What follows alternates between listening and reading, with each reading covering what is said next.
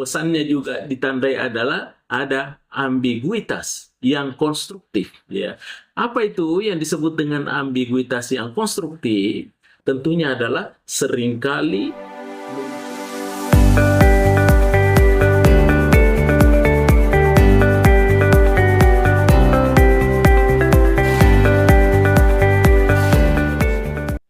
Bismillahirrahmanirrahim. Assalamualaikum warahmatullahi wabarakatuh.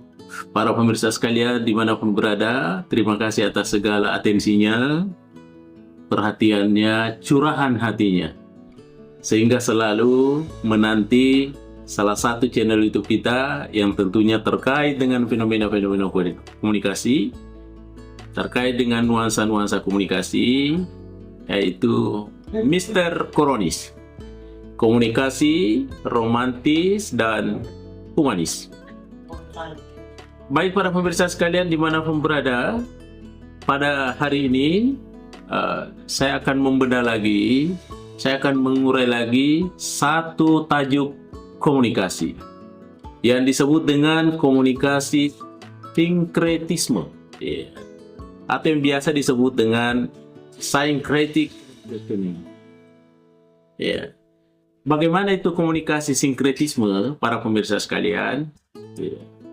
Komunikasi sinkretisme adalah satu bentuk atau proses komunikasi yang berfokus pada penggabungan, penyelarasan, atau peleburan dua atau lebih sistem nilai, keyakinan, bahasa, atau tradisi. Intinya, tradisi budaya yang berbeda menjadi satu bentuk pemikiran atau ekspresi baru. Komunikasi ini tentunya dia tidak bertujuan untuk memenangkan salah satu pihak seperti polarisasi atau memaksakan kehendak, namun dia mencari titik temu yang disebut dengan bagaimana menciptakan nuansa pemahaman bersama. Kemudian, bagaimana komunikasi sinkretisme, apa-apa saja yang menjadi penciri khas komunikasi sinkretisme ini? Yang pertama tentunya adalah terlihat daripada komunikatornya. Komunikatornya tentunya adalah aktor sinkretis. Bagaimana itu komunikatornya? Tentunya adalah pihak yang menginisiasi atau memfasilitasi terjadinya peleburan makna. Sehingga dengan demikian, karakteristik aktor ini meliputi tentunya yang pertama adalah dia punya keterbukaan kognitif. Apa maksudnya? Bahwa dia memiliki fleksibilitas berpikir untuk menerima unsur asing tanpa langsung menghakiminya. Dan kemudian komunikatornya tentunya mempunyai kemampuan mediasi. Bagaimana itu kemampuan mediasi? Tentunya dia bertindak sebagai jembatan budaya untuk mampu menerjemahkan konsep dari suatu tradisi ke tradisi lain agar bisa saling dipahami. Kemudian komunikatornya juga tentunya punya ego yang cair. Apa maksudnya? Maksudnya adalah tentunya tidak memiliki tendensi untuk mendominasi, melainkan mengutamakan keharmonian rasional, termasuk relasional. Dan kemudian ciri khas yang kedua, tentunya kita lihat pesan sinkretis. Apa itu pesan sinkretis yang biasa disebut dengan konten peleburan?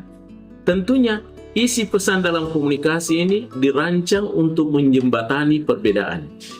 Unsur ini tentunya dipesan meliputi ada yang disebut dengan konvergensi makna.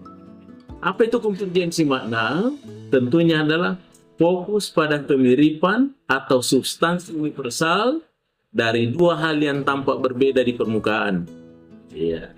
Kemudian pesannya juga tentunya dia ada penggunaan kode campuran, atau yang disebut dengan kode matching. Bagaimana itu penggunaan kode campuran? Dia menggabungkan simbol atau istilah atau ritual dari latar belakang yang berbeda untuk menciptakan narasi baru Iya. Dengan suasana lain yang akrab bagi kedua belah pihak. Dan kemudian pesannya juga ditandai adalah ada ambiguitas yang konstruktif. Ya. Apa itu yang disebut dengan ambiguitas yang konstruktif? Tentunya adalah seringkali muncul atau menggunakan bahasa yang fleksibel atau multitafsir agar dapat diterima oleh kelompok-kelompok yang berbeda tanpa memicu resistensi. Dan yang ketiga, ciri khasnya komunikasi sinkretisme adalah terlihat daripada saluran atau medium adaptif. Bagaimana itu? Medium ini dilakukan adalah sebagai saluran yang digunakan untuk mengalirkan pesan sinkretis, biasanya bersifat inklusif dan akomodatif.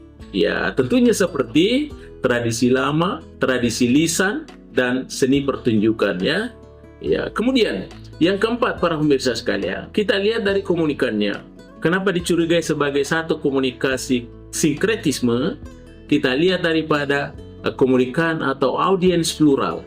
Ya, penerimaan pesan dalam komunikasi sinkretisme umumnya adalah masyarakat atau kelompok yang berada di bawah wilayah perbatasan budaya atau komunitas yang sedang mengalami transisi sosial. Ya, tentu karakteristiknya meliputi kebutuhan akan harmoni, ada toleransi terhadap ambiguitas. Dan yang kelima para pemirsa sekalian, kenapa sesuatu dicurigai sebagai kelompok komunikasi sinkretisme atau komunikasi sinkretis? Tentunya adalah kita lihat efek komunikasinya atau sintesis baru dan terintegrasi. Dampak akhirnya adalah yang dihasilkan dari akumulasi unsur-unsur sinkretis. Unsur-unsur penyatuan tentunya dapat dilihat terbentuknya satu sintesis budaya. Apa maksudnya? Lahirnya satu intensitas atau identitas budaya baru dengan memperkaya hasanah komunikatif. Dan kita juga melihat bahwa ada reduksi konflik yang sistematis. Dan yang ketiga tentunya adalah ada integrasi sosial. Apa maksudnya? Memperkuat kohesi sosial dan menciptakan ruang baru, ruang hidup yang berdampingan yang damai tentunya di dalam masyarakat majemuk. Baik para pemirsa sekalian dimanapun berada, saya kira inilah yang lima hal ditandai kenapa diduga bahwa ini adalah bagian dari komunikasi sinkretis atau komunikasi sinkretisme. Mudah-mudahan ada manfaatnya para pemirsa sekalian. Terima kasih atas segala perhatiannya. Mr. Koronis mengundurkan diri. Assalamualaikum warahmatullahi wabarakatuh. Mr. Koronis. Yeah!